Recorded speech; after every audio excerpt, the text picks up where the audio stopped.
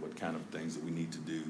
I have some experience with some things that I think work very well, but I'm definitely, I don't know everything, but I will tell you this, that I put the whole time that I was in prison, 20 and a half straight years on that last sentence, I was trying to figure out why I was so jacked up. How could somebody who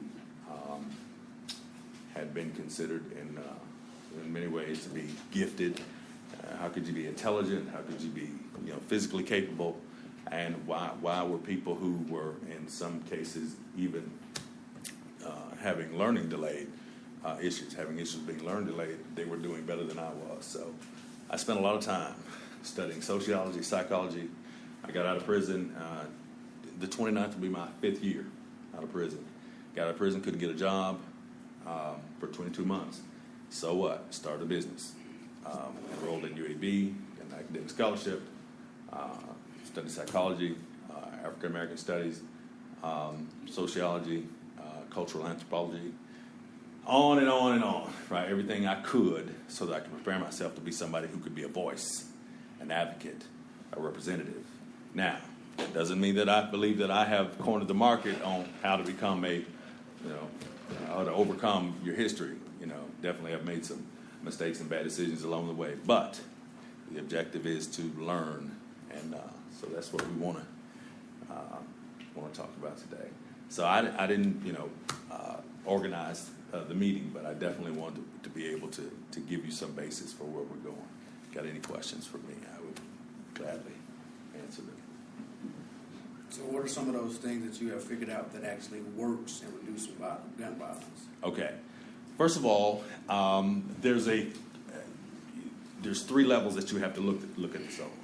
In social workers, you talk about the micro level, the micro level, and the meso level. Meso is like the middle. Micro is the family. Family of origin has commonly been understood as a source of how someone gets their initial understanding of everything, from God to themselves and how they're going to relate to other people. Right, so mentoring has lately become a really popular way to deal with it. Well, there's a reason for that. It's because childhood development mimics the development of anything you start new. Whenever you start something new, you start over as a child. In fact, for those of you that are Christian, you'll note that Jesus points out that you must become as a little child. Well, the little Greek lesson, the Greek word for that is teknon. And the word they use there is paideon, and it means the same thing. It means shapeable, moldable. You have to become moldable. Well, when children enter a certain level of development, they enter what you call a proximal zone. I'm going to simplify this as much as I can, please.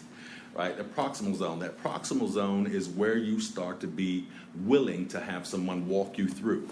There's this process that we've learned about here that in the brain called, here just in the last 10, maybe 15 years. We didn't think it happened, but now psychologists are confirming that there's biology to brain development. There's this process called adult neurogenesis. You can actually develop new brain material in your hippocampus and your olfactory bulbs. What that means is that you can learn a new behavior, develop new brain material, if, though, you have to have this modeling that occurs in the proximal zone. When someone's paradigm is assaulted, you are willing to have a new belief system. So what we used to do with the BVRI, when somebody got shot, I'd go to the hospital. Now, some people thought that was uncommon, but see, when you get shot, your mind get open. You ready to learn some new stuff. If only for a moment, you're willing to let somebody teach you some new stuff. And if we can insert people into that. I was dealing with dudes that were 25, 30, 40, 50 years old, but they were suddenly ready to learn. Now, there was a point where I experienced a 6% decrease in group gun violence, who I worked with, group members, gang members, group gun violence, as a result of employing this process. I wasn't the only element that was a part of that, but the idea of attaching someone to someone and letting them walk through. It's not just someone put you in a CBT class and just, just like I was just talking, some of this stuff went right over your head. Praise the Lord. Amen. Right? Okay. But the idea is that if I walk you through it, your brain will actually develop new material. You'll develop new neural pathways. So what I do is I emphasize mentoring. I emphasize the relationship development. We use group accountability because it's proven that there is no influence that is more, can anybody corroborate this for me, that is more powerful than peer influence? Right. That's true. So these group development, these relationship people that wouldn't be in the same room together. I mean, they use this from AA to other 12-step meetings to treatment programs, on and on and on. Group meetings, group accountability, that peer influence is a major influence in helping people develop. So it's about taking people out of their community, not necessarily physically, but mentally, giving them someone that they can actually model behavior after and walk them through, along with CBT. I emphasize history. I emphasize manhood, rites of passage. There are several things that, I mean, I don't feel like I've got the market on that, but I actually have a course that I teach that I developed. And it worked while I was in prison. Matter of fact, I'll show you how well it worked. It worked so well that while I was a repeat violent offender, I was black, I was young, I was the prototype for you not fit to ever get out. I was sentenced to life. Every time I went up for parole, the attorney general protested me. This is how I got out of prison. I accepted that I was going to die there. And when I accepted that I was going to die there, my paradigm shifted. And so I said, well, this is where I'm at. So these are the people I'm going to focus on. So I started mentoring these guys, walking them through. Instead of being the church, I was a church elder. I went to seminary school when I was in, and I did the whole religion. And I love Jesus, amen. But I recognized that asking people to walk up to the altar and repeat after me did not magically change them. But if I asked them to do what Jesus did, follow me, I'll walk with you every day. And so I had that type of environment. And so what I tried to do was simulate that when I got out. But what happened was, while I was in, guys would get out. I had a life sentence. They would get out on parole, and they would go build families. They would go build businesses. Their folks would say, what? Who have you been talking to? I got out of prison because citizens of the state of Alabama that were related to the people that I was mentoring basically coerced or they called in their markers. And so October 29th, I was released from prison. So I know this works. I know this works. I have confidence in this. Amen. Did that make any sense to you, or did I over-answer that?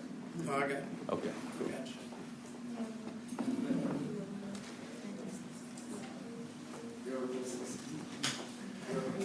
Give a couple people a couple times coming in. I knew we had to find out where it was in the background. Go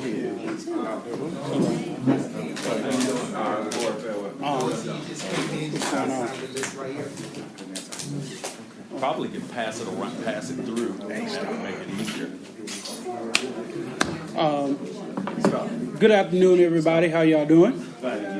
All right, real quickly, just a few notes as we continue to go along with this. We're streaming live right now on iHeartRadio and as well as 4 other different stations. So if you see me kneeling down type, it's because I'm messaging the producer to make sure everything is going well. But if you have questions or whatever, please speak up so that way people at home can hear you. And if there's any questions or anything, just let me know. I think someone's also Facebook streaming live. All right. Okay. I do have one question for the gentleman here. You mentioned that kids who have been traumatized, by crime, usually commit that, kind of crime. Can you explain the reasoning behind that? Well, let me go back to, that's not exactly what I said, but it's close to the premise. Here's the idea. However you're socialized on a micro level, what you learn about, a paradigm is basically your belief system. What you learn about yourself, the world around you, right, what your interaction is, you learn through modeling. Children are not born and raised in a vacuum. They get their understanding from the socialization that they get from other people. They get their messages. They get their belief systems from other people. So if you're raised in your normal is every day you're going to hear 20 gunshots. Your normal is every day you're going to see somebody beat up. Your normal is every day you're going to hear some violence or see some violence in media. If that's your normal, well, that's your standard. That's your level. That's your base, right? So that's going to be your go-to. So I'm not saying that every child that grows up in that environment, obviously every child that grows up in that environment is not necessarily going to become a violent criminal. What I'm saying is that there will be many more, and there are obviously many more. We focused on at the VVRI, we focused on the 0.5% of the population that was driving 70% of the violence. 0.5% were driving 70% of the violence, right? So that 0.5% just happened to be poor black boys. So now, there's a correlation. So I'm not saying that every child, every black male that grows up in that environment is going to become that. What I'm saying is that the chances are obviously higher. And so the squeaky wheel gets the oil. Somebody tell me. Go, please. Well, I would like to say I agree. It's synonymous. I mean, when you got 2 children growing up, you tell men, go get a job, learn how to get a trade, tell women, prepare for wifehood. So if you're talking about black poor men and they're looking at the opposite neighborhoods and they're saying, well, they don't look like me. I don't have the same opportunities at education. I don't have the same opportunities at jobs. I don't have the same opportunities at lifestyle. So it creates a bitterness. And then you got the influence of music. Sure. And then you got the influence of popularity and poverty, mental illness, and everything else. I think they're synonymous. Right. And I think to ignore that is blasphemous to what we're Yeah. experiencing now as far as violence goes. So I just wanted to agree with you. I feel like impoverished areas have low self-esteem because they feel like there's a less of an investment. So when you implement a system of exhortation first, we're able to encourage changing what we say about people and what we do as far as love, like you said, mentoring. Even churches know it doesn't work. That's why you have so many small groups. Okay. Yeah, I'm going to be real with you. Church is over. If you don't become a revolutionist or regimist as Christ was, I feel like you're very laxed Yes. in the capability to change a neighborhood, let alone a person. Yeah, my folks used to live on Avenue C in Ainsley. I don't mind calling that. I won't call the church's name out, but there's a church that they've been going to for years now. I don't know how familiar you are with Avenue C in Ainsley, but you'll note that there are a lot of places in the city on the west side, and Avenue C is one of those that have a lot of abandoned homes. Okay, there's a big old pretty building, church building, sitting right there, and right across the street is squatter homes. Come on. Right, so again, this is just a commentary. Listen, I'm Christian. I don't really like the term necessarily because it was an insult when it was first used, and there's a connotation of religiosity, right? I do like the idea of being like Christ. Now, I'm not telling you that I'm there, right? But I do know that if you do not, or you are not interested as a human being, if Christ was the example of a healthy human being, the perfect example of what a human being should look like, then he paid attention to those that were broken, right? So if I'm putting more emphasis on my building and my ceremony than I am on people, if I'm spending more money on my building and my ceremony than I am on people, and I got people here that are jacked up, right, then, I personally, now I'm not saying everybody got to have a problem with that. I'm saying I personally have a problem. I'm driven by that idea. That doesn't mean that you're not. I got 4 problems with it. Huh? We can't have a new family life. Yeah, you can have what you want. Listen, I ain't driven, right? All I'm saying is that there has to be an emphasis where those that are healthy or believe that they're healthy. It's human to want to take care of the people that are unhealthy, because that unhealthiness is going to ultimately affect you, and that's why we have. I used to tell people this: we used to go to community meetings. And one of the things that we've learned, there's this term called learned helplessness. 2 terms I'm going to try and share with you.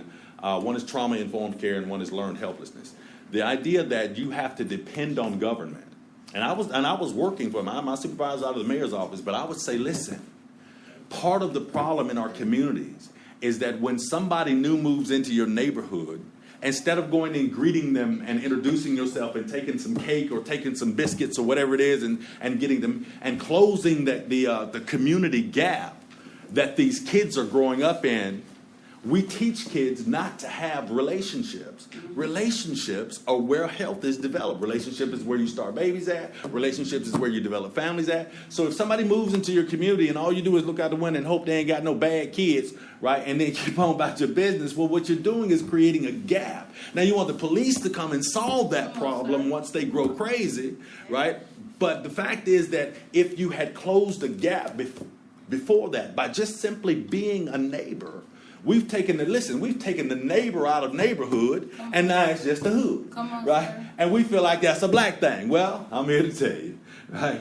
That's not a black thing that we need. We need to go back to having neighborhoods. I ain't saying this you got to be all up in folks' business, but I'm saying this, that we need to have our own community accountability where you won't have to have so much policing, where you won't have to have so many governmental agencies coming in trying to solve problems that you could probably solve. And if we church folks and we're supposed to take care of each other anyhow, well, it just seems that, you know, that would be the natural. The other is trauma-informed care. Trauma-informed care is the new way that people are looking at violent criminals. It's no longer just they some bad kids, and that's why we're having some of these conversations. What's happening now, what I mentioned earlier when some of you weren't here, was that we do recognize that many of these young people, because black people historically do not get involved with mental health. Don't nobody want to go see a counselor. Don't black folk want to go, you know, I don't want to be crazy. Right, you know what I'm saying? I ain't crazy, right? Pray Okay, about so it. right, you know, pray about it, right? Right. Okay. But the truth is that we need counseling, right? Right. The truth is we need mentoring, right? So now, instead of looking at that, we know that we have a lot of people going through, and I've worked with several of them, that they have undiagnosed PTSD, and some of them have diagnosed PTSD, but they're not taking their medication, and there's no accountability, right, on these levels. Okay, but see, if you've got a community that is cohesive, if you develop programs that are not simply, you know, and I love to have programs to talk to the kids at, you know, at the Gun Academy and all of that. But what was happening was single mothers, you know, in summertime, or even, you know, married mothers, and, you know, send your kids off. Okay, look, when you are going to grow a community, you can't grow it apart from your community. Okay, you know, there's things that we do with money. And this is me personally. There's things that we do with money that we could be doing in our community that I would say this. I mean, if you go to a church and your church is 40 miles away from your house, right? And you go there and you write a check and you go there and you spend all your time contributing to whatever it is, then you come back to your community and ignore it. I just don't understand how much God is in that, right? That I don't know. I mean, maybe you can share it with me, help me understand it, but I'm thinking that if I ignore my home, people talk about getting your territory expanded. If you want your territory expanded, take care of the one that you're already in. Come on, sir. Dude was Adam. If you believe in Adam, Adam was planted in a garden. Start right here, dog. You can get the whole world, but you got to start right here. That's it. Before you go on, I'm Sure. sorry. Real quick, can you reintroduce who you Introduce are? everybody on this panel. And there was a reason why Brother Sebastian should be up here as well. Josh may need to follow around, move around, and let him up here so that way you can.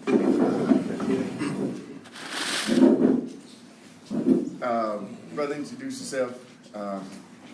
Organization or by yourself, whatever you've been doing for the city. How everybody doing today? My name is Corey Petway, one of the founders of the William family, and just one of the guys that's boots on the ground inside our community, being the change from within, and what we say, changing the world one moment at a time. Jarrell Jones, Numa Gallery, former Birmingham Violence Reduction Initiative Support and Outreach Coordinator. But I've always worked with Numa Gallery as an organization that reaches out to vulnerable population. I'm from Ensley. I got a house in Ensley, right? You know what I'm saying? And so that's how that goes. Peace and love, family. A.B. Shabazz, I'm your brother. I'm Erica Robbins, or Star, as most people know me. I'm a community activist and an advocate for the homeless and the marginalized. I founded a program called Be a Blessing Birmingham, where we try to help those in the homeless population, and it's not just homeless people. We help so many people that are just barely making it. It's some things that they can't, the working poor, as we call it. So that's what I do besides yelling and screaming at people. My name is Paul Littlejohn III. I am program coordinator for the Effective Family. Prior to that, I've worked with numerous halfway housing transition centers, formerly director of operations for Shepherd's Fold. My understanding of all this is that I was once one of them, and God transformed me into whoever I am now. So I'm very, very thankful for that. And I'm Lonnie Malone. I am the executive director of the Effective Family. The mission and purpose of it is basically to rebuild families one person at a time. We deal with gun and gang violence, and we also feed the children, but it's going to expand more and more.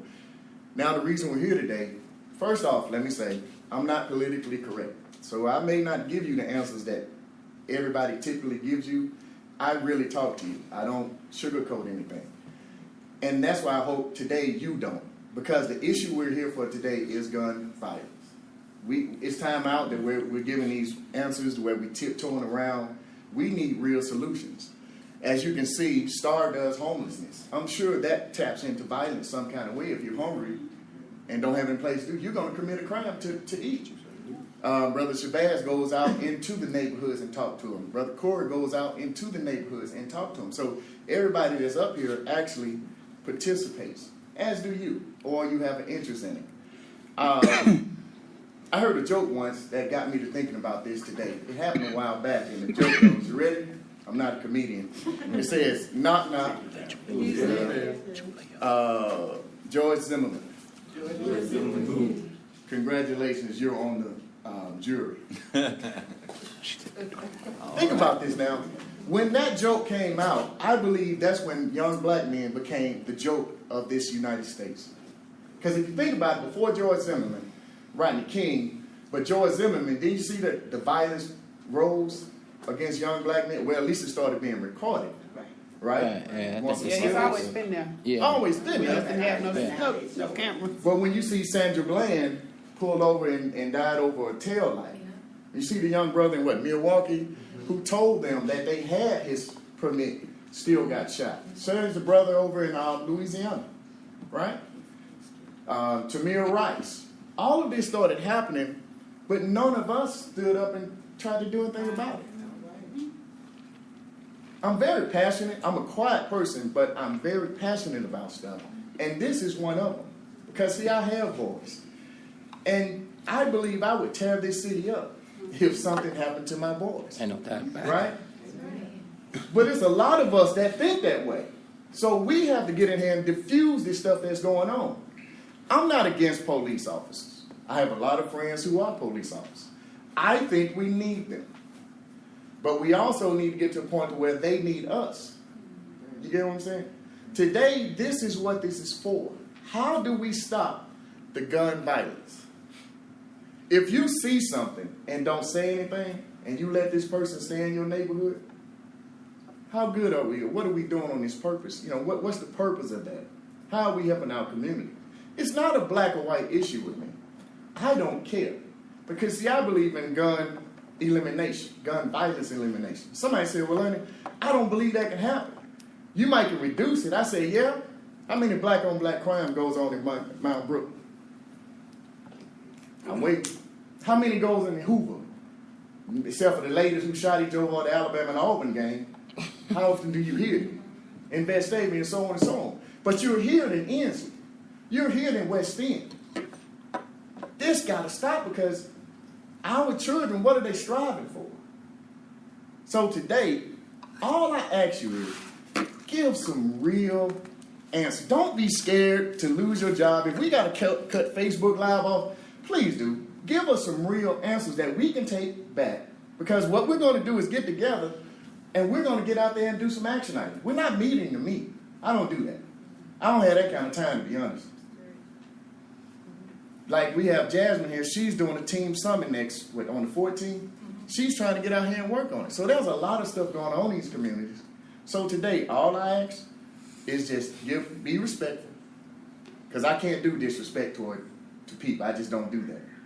And give real answers. Is that okay? That's powerful. And also, I want to be correct. We have a newly elected school board member, Ms. Sonia Smith. And also, we want to have her because she's in District 8. She's over in the Ensley area, the areas that's going on. So if we can get these sure, we heard that She's not here yet. J.O. actually had issues with guns. They pulled guns from J.O. The amount of numbers was surprising, you know. So let's take this talk and let's go from there. So today, feel free. Please give us real answers. Thank you. How tall are you, Bob? Go ahead. ahead, Tyrone. Good evening. Kenneth Tyrone King, Inslee resident, intersect with a lot of different other groups in this community. But I'm originally from Jacksonville, Florida. And I always use that as a frame because in Jacksonville, Florida, just last week, 2 different schools, one sort of be like a technical school and another school, 2 young men in different sides of town.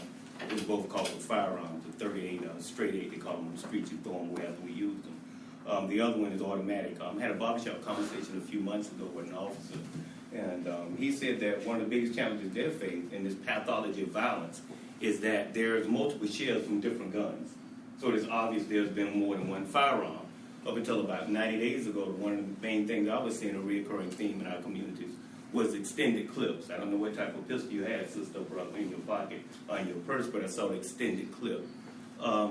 How do we stop the guns or the proliferation of gun violence? Most persons who've been out in the communities know that burglaries, break-ins, and unreported firearms. Somewhere you have 2 or 3 firearms, and you know you got it in your closet, in your kitchen, in your lock safe, but when it's missing, at the family reunion, at the graduation last week, we need to report that. My suggestion is report it stolen right then. Someone recently had tried to pass legislation in, which I thought was good, and I'll make it brief. And it was on the sister that got shot over there in Gate City. And it had good legislation. It had 2 10 good points. One of them, report your firearm within 24 to 48 hours once it's missing. Third point was the number of shells, the amount of shells that you have. You have some for your hunting rifle, some for your personal pistol, and some for your son's gun. If all of those are noted and accounted for in inventory. Pathology of violence comes from within. If I don't love myself, I don't love you. I don't care if I live in Mountain Brook. I don't care if I live in Vestavia. I don't care if I live in Homewood or Hoover. I don't care if I went to A&M. I don't care if I went to Alabama University. If I don't love myself, I don't love you. So the pathology of violence really starts with self-hate. When I learn to love myself, I learn to love you. When I learn to respect you, I learn to respect myself. On the neighbor tip, we got to reach out to each other because I walk a fine line. I'm a former offender myself, and I'm so kind of taken aback with mass incarceration. I look around every time I see someone's police car thrown down, like the brothers I saw over there in Eastlake a couple of weeks ago when I was campaigning. 3 young men on the side of a apartment building, handcuffed, the officers going doing surveillance. And at some point in the campaign car where I was at, the officer, he looked in his rearview mirror and he posted up on a block assuming I was following him. You know, the officer's safety, how do we stop the pathology of violence? Where is our guns? Homicide, gunshot-related violence. I look at it from a medical condition. See, because every gunshot, when I speak to youth, I always remind them, every gunshot doesn't lead in death. If I lose my arm, if I lose a leg, if I'm on a colostomy bag, my whole dynamics change in my house, my apartment, the home house, because they have to reconfigure. Do I have the money for the medical bill? It's a medical issue, it's a medical problem. Pathology violence starts with self-violence, the stopping, or the curbing, or the slowing down of it. Start with us teaching ourselves, first and foremost ourselves. I'm sure right now there's at least, in my conservative estimate, about 5 gun owners right in here, whether it's licensed or not, or whether you have it in your purse. You have a license, and you can carry it. You probably have it right now in your car. It starts with you. It starts with your home. Will you argue with me and disagree at the wing joint, or will you take out and shoot or threaten me with your pistol because you got it? Will you argue with your teacher and threaten her or call her out from a dispute about your son's or your daughter's grades? Or will you civility have a conversation with her? The pathology of violence started with me keeping inventory on my firearms, my ammunition, reaching out, trying to embrace and talk to my neighbors and community, but it starts with myself. Because if I don't love me, I definitely don't love you, regardless of what school I went to, how much money I have, what college I went to, or what I pledged, or what organization I'm a member of. Pathology of violence starts with self-love. That's how it starts. And since the room has gotten crowded, if we could keep our responses to 2 minutes, that way everybody can get some answers in. Please, let's do. Martha had her hand up. Oh, I'm sorry. Go ahead, Gwen. For a minute, I was tempted to leave because it sounded like there was some pastor and church bashing. I have belonged to one of the churches, and I have belonged to a couple of churches in the West End community where I actually live. I'm a formerly incarcerated person, been home 20-something years, and have gone through the educational system as well.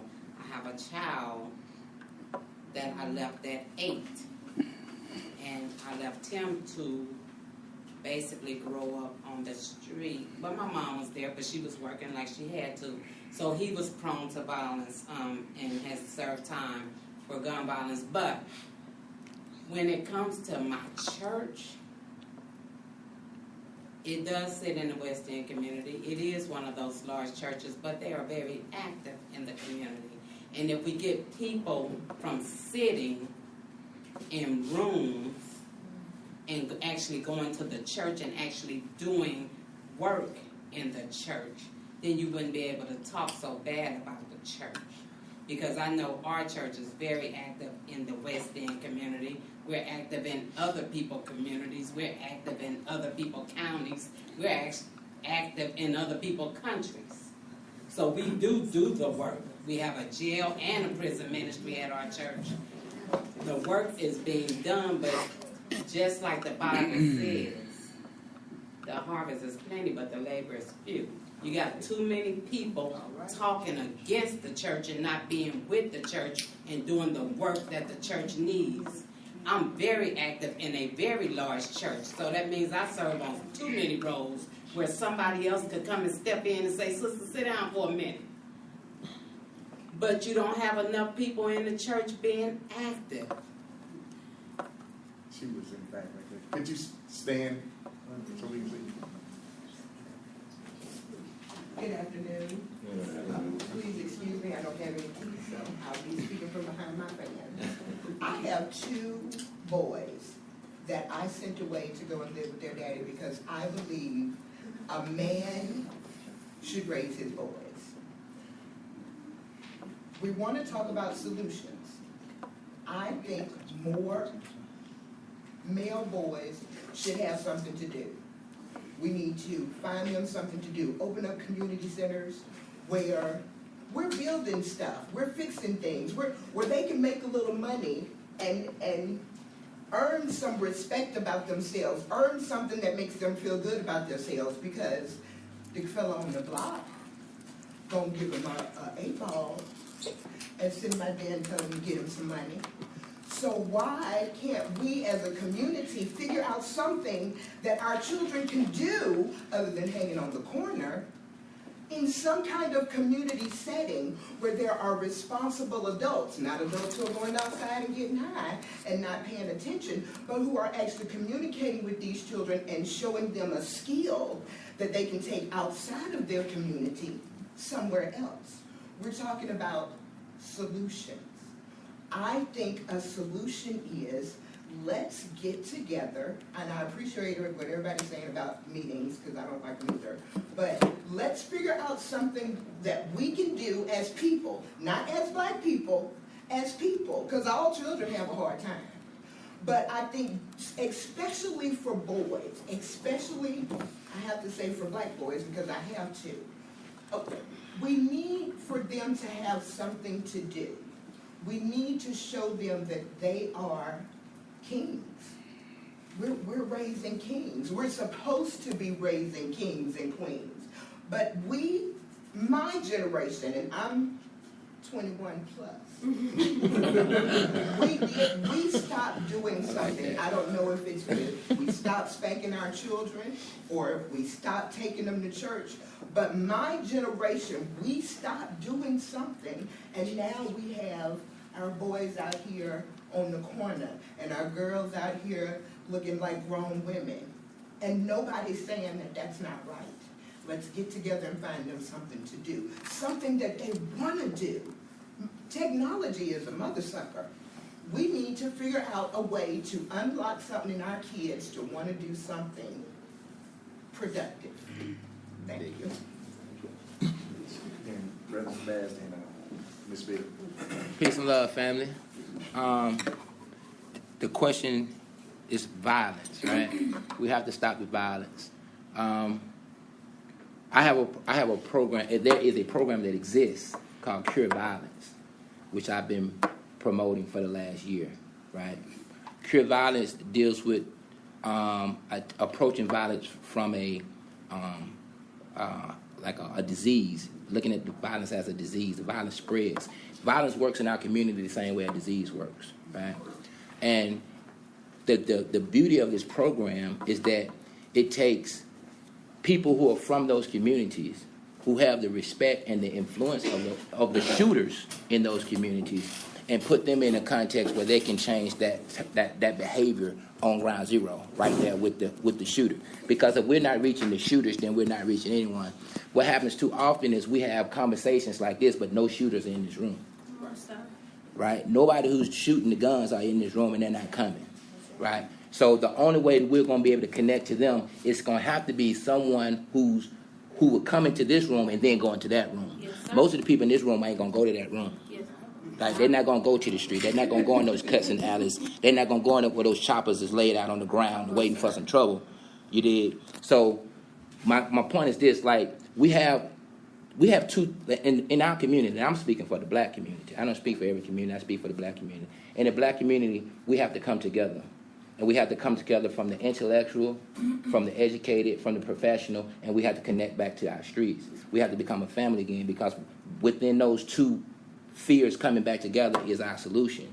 We can't continue to be afraid of each other. We can't continue to look down our nose at each other. We can't continue to look like we're better than them because of the condition that they're in. We have to say that we're willing to go, let our guards down, go and deal with people. Because one thing we find out is when we in the communities where we come from, or we're there, the guy with the chopper on the ground don't want to shoot. He don't want no violence. He said, them dudes over there are crazy. I got to protect myself. Right? So the question becomes, when me and Corey say, okay, well, you go talk to them, and I'm going to talk to them, and we're going to get them together, and we're going to squash it.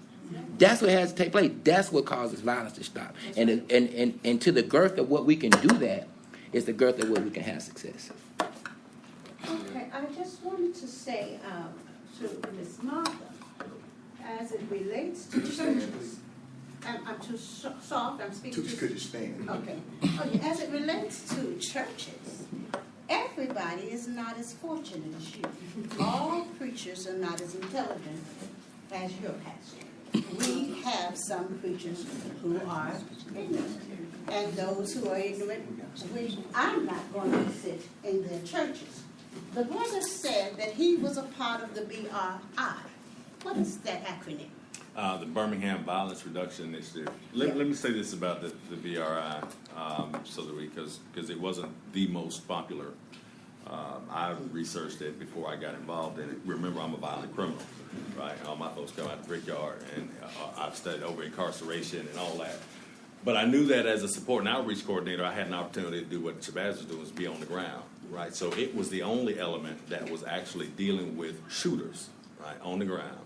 And then we had the moral voice, which actually dealt with the community. Of course, it was a police element, and being police was not popular, right? But the Birmingham Violence Reduction Initiative had three legs. One was, like I said, was law enforcement. What law enforcement did was they identified the people through different ways of intelligence to get them to a last known address or a phone number, so they can make a visit or call in and get me that address so that I could help provide them resources to put them. And some of what we're doing will help that into that. Well, that's not going to be. We're not going to use that model. Yeah, it will help. Thank God. Thank you, sir. Okay, well, anyway, I want to kind of stay on because you're not giving me a lot of time. But the thing of it is that we had it, and funding has come. Some of the Brothers Keepers money was here for 2 years, and when we kept asking what was happening with it, we finally found out that we were told rather that some of it went to the BRI. So that's why we have to face the fact that some of our preachers are ignorant. Not all of them. Because when we're getting funding and it's not being articulated to us, where are the funds going? What are you doing with it? How are you stopping the violence? If we do know that after the Civil War, the black men who helped to end the Civil War then began to build our universities. So if we have black men and women who are willing to confront murderers of black people, then is when we can stop the violence. And in closing, I will say, if you spend your money with people who are not creating jobs in your community, you're worse than that black murder. That's what we do to get our children involved. You don't go to Hillary and say, they shot Trayvon because she's not going to tell you what I'm going to tell you. Come on, Not only did they shoot Trayvon, before Trayvon was killed, his mother and his father and his preacher should have told him Emmett Till was killed too. He died not knowing what happened to Emmett Till. And when he was eating those Skittles, he should have been told. Hillary wasn't going to tell Trayvon's mama this, but I would have told her.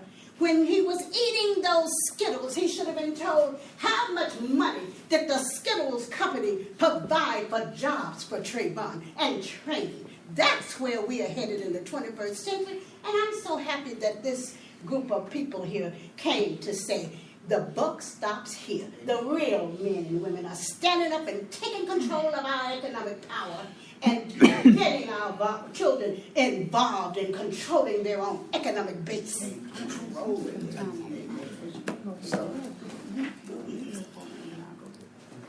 One of the things one of the things we want to do is we want to make sure that we stay on track. And let's take it away from the churches, because I happen to belong to one of those churches too. I happen to belong to one of those fraternities too. So let's take it away from the entity and let's take it back to what we need to do to stop, cease the violence. Those things being said, one of my suggestions is this.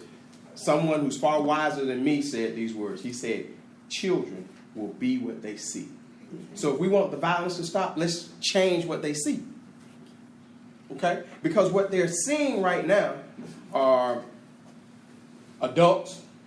Some may not be in this room. I may just be talking about myself. But they see adults who don't know how to communicate. They see adults who are in, quote unquote, the word is dysfunctional relationships.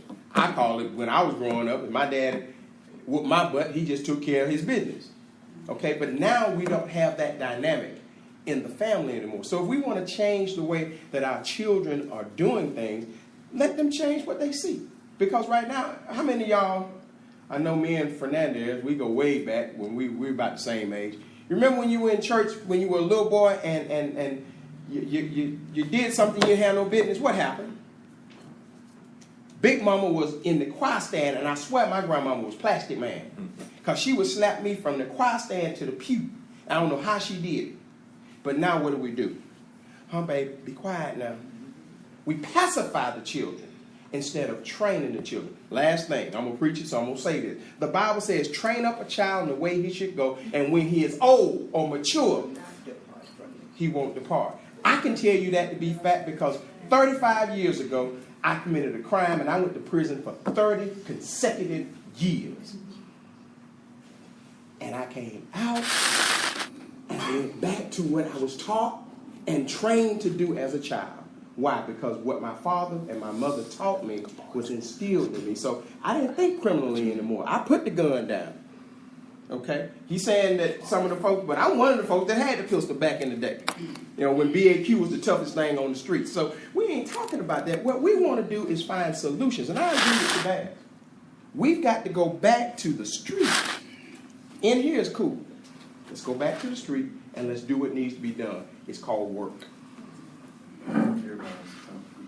Yeah, I was just going to say, let's just really try to stay as focused as possible on the solution to the problem of violence. As far as we have people in this room with different beliefs. Everybody don't believe in God. Some people do, some people don't. Let's keep that. Let's worry about these children. Let's worry about stopping the gun violence, and let's not keep going back and forth talking about a church this or not a church that, because that's not why we're here. We're here because we all care about the community. Hopefully, that's why everybody is here, is because we actually care about the community. I know I see people that I do see out in the community, and others, hopefully, that you're wanting to get more involved and be actually boots on the ground in the community. So let's stick with that. And I think a lot of the problems stemming from crime is economics in our community, lack of education in our community. Our children are not, we don't, I advocate so much for children because a lot of children don't have what my son has. My son has a mother that's going to make sure he get what he got to get before he even touch the school doors. A lot of children's parents don't have the wherewithal to know that they need to be doing all this stuff home, or they don't have the opportunity to do it. You have some moms working 3 jobs, they're turnkey children, they're not there when they get home from school, and they're not there when they leave in the morning because they're working. So we have to come together as a community to start